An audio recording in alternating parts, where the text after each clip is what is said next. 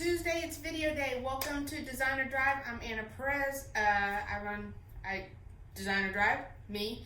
Also 914 Graphics, Legacy Co-Creative, and 747 Garage. I got my hands in a lot of things, okay? I'm a busy woman, what can I say? Alright, so today's topic, I actually did kind of plan it out. I had it in my mind for probably since like last week. So it's actually something that I don't see enough people talk about, so we're going to talk about it. The topic is how to get a job and how to keep it. Alright, before all the things that I do now, I managed departments for 10 years. I was the person that hired, fired, my assistants, my leasing agents, my maintenance crew. I was responsible for my team, my crew, right?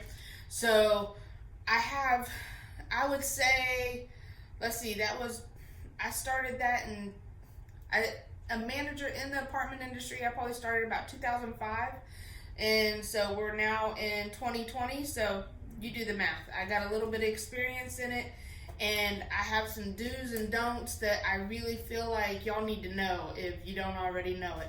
So pull up a chair, listen, whether you're a business owner and you need validation for how you feel about these things, or if you're looking for a job, or if you've recently been fired from a job and you wonder why, or things didn't work out, I'm going to tell you why. And I jotted down just a few notes before I did this that, I've been thinking about it.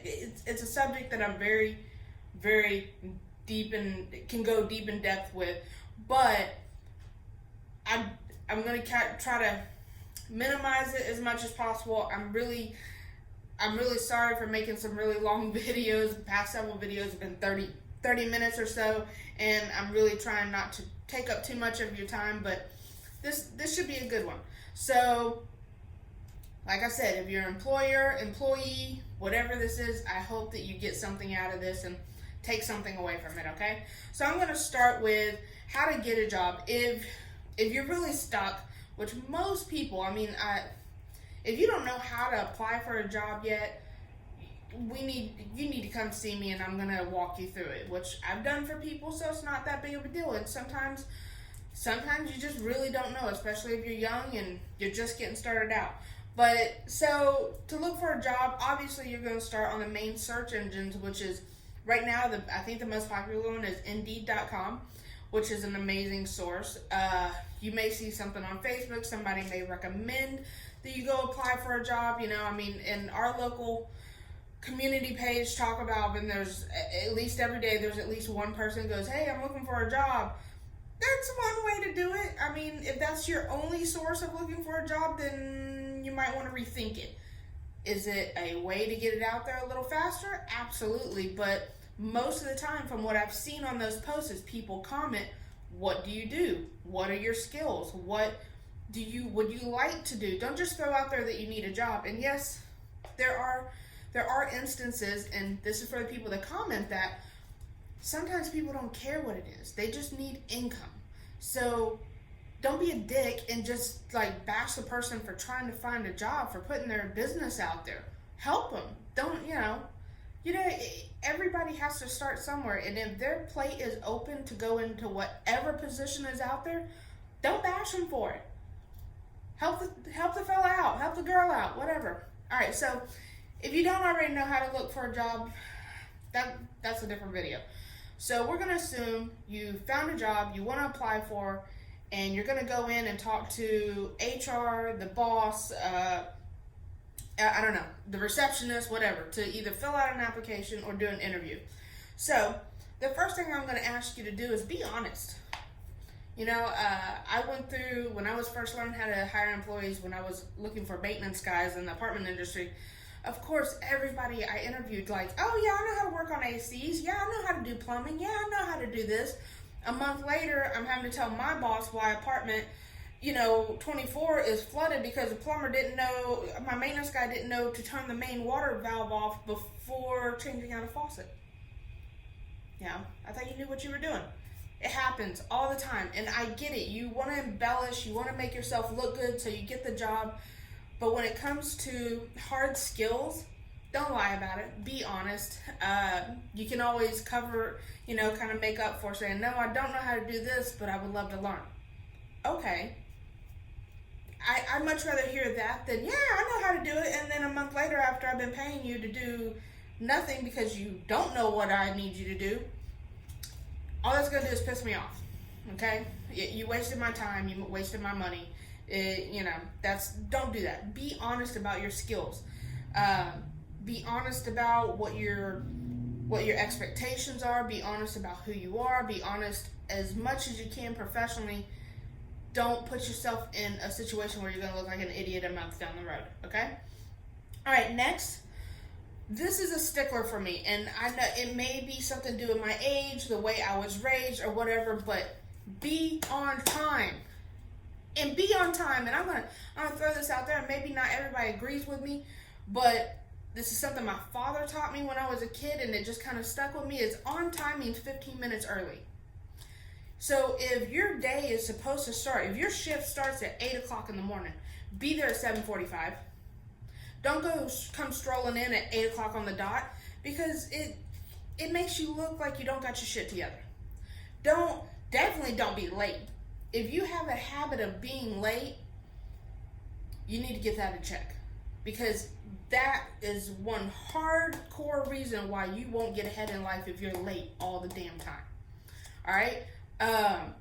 So yeah, be on time. If you say you're going to be somewhere, be there. If you say you're going to be on time, be on time, be early. Early, you can never go wrong being early. I have anxiety, so one of my biggest things about being early is when I'm there early, I have time to prep, which means I know where I'm going to park, I know where I'm going to sit, I get the lay of the land, if it's someplace new that you've never been to, right? For work, if I'm in early, which, to me, for me now, there's no such thing. I get here when everything starts when I get here. But I try my best to be early. I really, really, really, unless something comes up that is out of my hands, I open my shop at 11 o'clock in the morning. I'm here every day by at least 10:50, 10:45, if I can. Of course, it doesn't always work that way because I'm my own person and I'm the only person here currently. So any errands that have to be done, like bank deposits and going by the store to pick up supplies and stuff like that, sometimes causes me to be a little late. But I'm the boss. I can. It changes when you become the boss. All right. So on time, on time, on time. I don't know a single job that doesn't have a schedule, whether it's planned out a month in advance, or even if you don't find out to the day before. If you know that is how your boss works, that's how your job works, plan accordingly. Know that you have to utilize your time and your days according to whatever is expected of you. I hope that makes sense. All right, the next one is communication. Good Lord Almighty.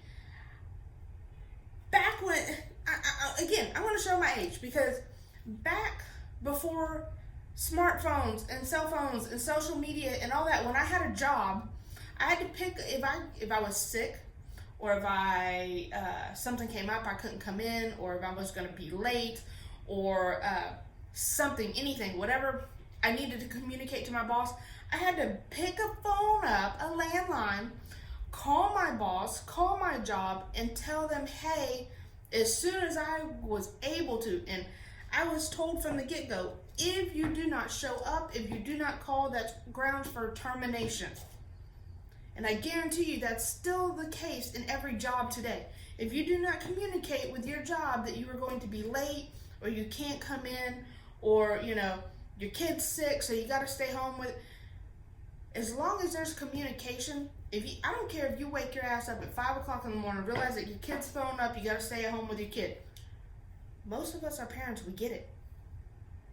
But if you wait till 5 minutes till your shift is supposed to start to call your boss and go, oh, by the way, I got to stay home, that's going to piss them off. Because I guarantee you could have text messaged, emailed, sent a fucking Facebook message, a phone call. I mean, there's so many forms of communication right in the palm of your hand and you can't tell me you don't have it next to you 24/7, that it's a message away. So for the younger generation today that's always had cell phones,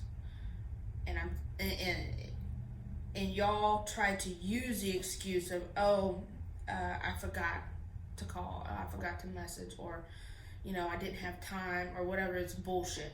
All of it's bullshit, and especially my generation knows it's bullshit. So if your boss is anywhere around my age or older, they're not going to fall for it. It's going to be stupid to them, and that's immediately they're going to start thinking differently of you. They're going to be disappointed in you. They're going to be disappointed in your decision to not communicate like a professional. Okay? So I don't care if you wake up at 3 o'clock in the morning, 4 or 5 o'clock in the morning, your kid's throwing up. As soon as you take care of your kid, get them settled for a minute, you pick up that phone, you message and go, hey, I know it's early, you may not see this till later, but I want it to be known that I have to stay home. My kid's got a fever, throwing up, whatever, or I got a fever, I'm throwing up, or whatever. I'm sorry, it's best that I stay home. I will respect that. I don't care if it wakes me up at 3 o'clock in the morning. I will respect the fact that you took the initiative to do what I expect you to do, which is communicate. If I don't hear from you till 2 o'clock in the morning, go, I was up all night throwing up, and? Just because you're throwing up and you have a fever, your kid's throwing up and have a fever, it's possible. We all know it's possible. Pick up that phone for 2 seconds. Sick, can't make it in. How hard is that? It's not hard. All right, so quit using excuses. Quit trying to use. How am I trying to say this? See, I'm trying to talk about communicate, and I can't communicate. But communicate. There's 1,000,001 ways on your cell phone to do it, so do it. If you don't do it, you're looking at unemployment. I promise you that. All right. Next is initiative. All right. So I used this word a lot this last week because I've been interviewing people to either to come in and help me. I'm trying to build my team. I really need a team. I need another designer. I need my assistant, which hopefully falls into place soon. But anyway, so I use this word a lot because it means a lot to me. So with what I do, I'm very passionate about what I do. And what I'm fixing to tell you will apply to any business owner out there. So if you get the chance to interview with a business owner, say it's a small business, or a manager that takes their job very seriously, we're all going to expect this out of any employee that we are potentially going to hire. And that's initiative. Initiative means that when you come in the morning, 1, you're here early. 2, you hit the door going, all right, what are we doing today? You got scheduled out. Like, I shouldn't have to tell you unless it's something new. You should be on board. You should know exactly what we're doing. You should care so much just as much about what we're doing, to where you don't have to be told what to do. You jump in and start doing things. If you're new, I understand. If you're new, you're still learning, routine. You're still learning of what your job, may require of you or whatever. But if you've been there for, say, even a couple of weeks, by then you should be able to pick up. As soon as we come in, my computer should be turned on. As soon as we come in the morning, I should be checking emails. It's basic skills and basic knowledge of what the job requires, that you should be able to pick up those things and run with them. No boss wants to be a hand holder.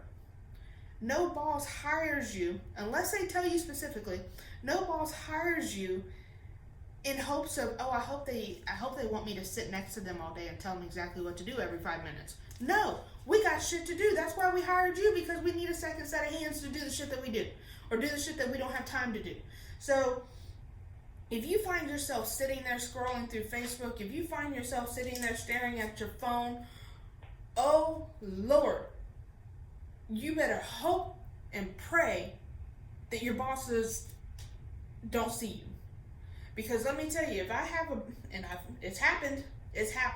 Me and my husband have both had this issue at our businesses, is that if I look at you and you're spending, any amount of time just scrolling through Facebook without my consent, you should be doing something else. I don't care if you stand up.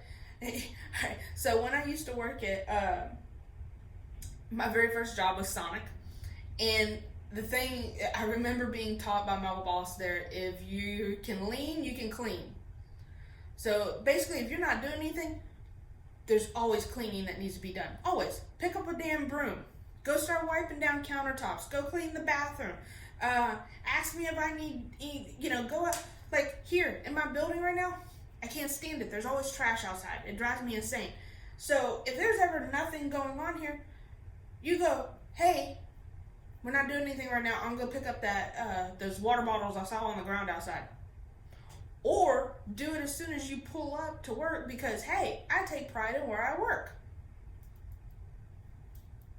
I shouldn't have to tell anybody to,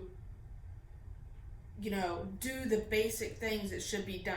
I should never have to ask anybody, hey, what are you doing? That should never be something that comes out of my mouth. You should always have me informed of, hey, I'm fixing to do this. Hey, do you want me to do this? Hey, I'm going to go take care of this. That's how the initiative goes. So, so next thing is going to be eagerness. Eagerness is, I want you to want to be here. I want you to want to be a part of the team.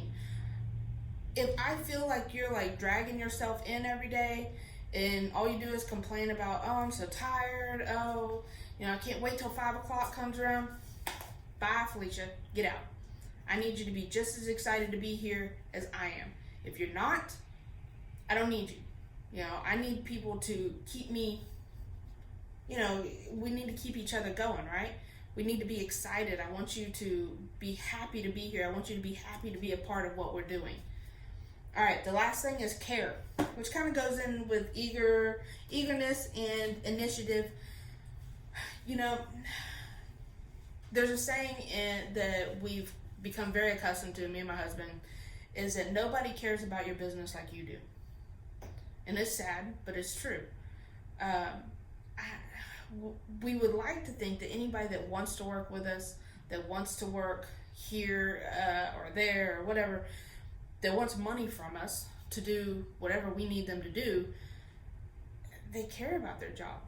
Like everything that I do and everything my husband does, it's out of love, and it's out of love for our customers, out of love for our community, out of love for what we love to do. So when we hire somebody and we give them part of the money that we've been busting our ass to make, I want them to be just as excited. He wants them to be just as excited. Excited in the fact that you care about the details. You care that when you pull up into the driveway to, say here at my office, that if you see trash outside, you pick it up. I shouldn't have to tell you. If you see it, pick it up. If you see that the trash is full, take it out, because you don't want anybody coming in thinking that this place is nasty. I want you to look at my business with the same eyes as me. And it's just going to take a lot of going through the wrong people to find that one special person that's going to be as dedicated as me. And I know that. So if you really like the company that you work for, or you find a job that you're really excited about, go above and beyond. Reach higher, go further, stay longer, do more. So a lot of times people get hired on a job and they're like, well, they don't pay me enough for this. Well, no. If you're freshly getting hired, and I understand there are employers that take advantage of their staff and they underpay them. I get that. That happens. If you're in that situation and you've given it enough time, one, you need to either reevaluate how you're doing your job, speak to your boss, or look for something else. You can't force bosses to do what you want them to do just because you feel like you deserve it. Because the question lies, do you deserve it? Do you just think that you deserve it? or do you really deserve it? You know, so when you have a job, when you get a job or whatever, if you really truly want to make an impression, which means you want to make more money and you want to be more important in that company, reevaluate and evaluate how you're acting, how you're performing, and a lot of times people think that means that you got to be perfect. No, that's not perfect. You know, you can make mistakes in your job as long as they're not too costly. But bosses look at how dedicated is this person, how eager are they, how much do they take initiative to take care of things themselves. Are they on time? Are they honest? You know, are they good people? This is what we look at. So if you're not in a position to dedicate yourself to the job that you got hired onto, do yourself a favor and start looking for something else, because eventually your boss will see that and you will end up unemployed. So do what you got to, take care of yourself, really show what you're worth. And that's just, you know, that's how you get ahead in life. Find the job that you really like and that you really want to dedicate your time to, and go all out. Go all out. If you truly believe in the company that you're working for, show them. And it'll pay off, you know. If I get somebody in here one day that they are just as full force as I am, if not more, I'm going to go above and beyond to make sure that I can take care of them. But that takes time. That takes time to see what that person is like, and it can take months, it can take about a year or more. By then, I will definitely know, is this person worth, you know, risking me being broke to make sure that they stay on board. That's how it goes. That's how it goes. So, I hope that y'all got something out of this. I hope that y'all, you know, really understand where I was coming from, and hope you learned something. So thanks for today. Make sure that you subscribe, share, like, and that's about it. I'm going to wrap up today because I already got people waiting for me outside. So y'all have a great day. I will see y'all on Thursday. Bye.